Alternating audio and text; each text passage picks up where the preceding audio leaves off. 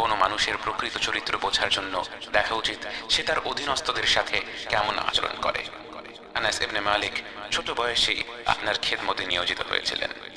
তিনি বলেন, 10 বছর আমি রাসূলুল্লাহ সাল্লাল্লাহু আলাইহি ওয়াসাল্লামের খেদমত করি।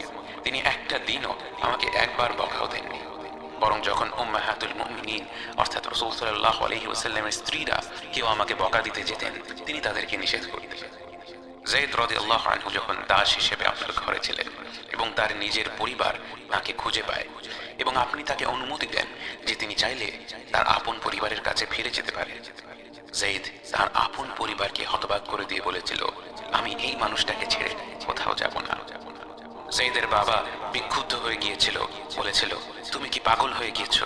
একজন স্বাধীন মানুষ হয়ে নিজের পরিবারের সাথে না থেকে তুমি দাস হয়ে সারা জীবন যাপন করতে চাইছো? যায়েদ বলেছিল, এই মানুষটার মাঝে আমি এমন কিছু দেখেছি যে আমি আর কাউকে তার উপর প্রাধান্য দিতে পারবো না। ঘরের বাইরে আপনার ব্যবহার যতটা মুগ্ধকর ছিল, ঘরের ভেতরেও আপনি ছিলেন ততটাই ধৈর্যশীল ও শ্রদ্ধাশীল। একদিন আপনার ঘরে কয়েকজন সাহাবীদের নিয়ে খেতে বসেছিলেন। ওদিকে মা আয়েশা রাদিয়াল্লাহু আনহা একটি বিষয় নিয়ে খুব রেগে গিয়েছিলেন। রাগের মাথায় তিনি সবার সামনেই সজোরে একটি বাটি মাটিতে ছুঁড়ে মারলেন।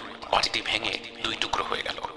সাহাবীরা হতবাক হয়ে গিয়েছিলেন, কিন্তু আপনি অতি স্বাভাবিকভাবে ভাঙা বাটিটি ওঠাতে ওঠাতে বললেন, খাও খাও, আসলে তোমাদের মা সালামার উপর একটু বিরক্ত আছে, তাই এমনটা করেছে। মা আয়েশার সাথে আপনার সম্পর্ক ছিল বন্ধুর মতো।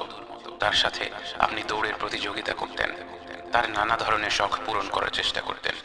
যেদিন আয়েশা খেলা দেখতে চেয়েছিলেন, আপনি তার জন্য আপনার কাঁধটা এগিয়ে দিয়েছিলেন, যেন আপনার কাঁধে থুতনি রেখে তিনি আরাম করে খেলা দেখতে পারেন। পরে এক বর্ণনায় আয়েশা বলেছিলেন, আমি তো কিছুক্ষণ পরেই খেলার প্রতি আগ্রহ হারিয়ে ফেলেছিলাম, কিন্তু আমি কিছু বলিনি এটা দেখার জন্য যে রাসূলুল্লাহ সাল্লাল্লাহু আলাইহি ওয়াসাল্লাম আমার জন্য দাঁড়িয়ে থাকতে থাকতে ক্লান্ত হয়ে যান কিনা।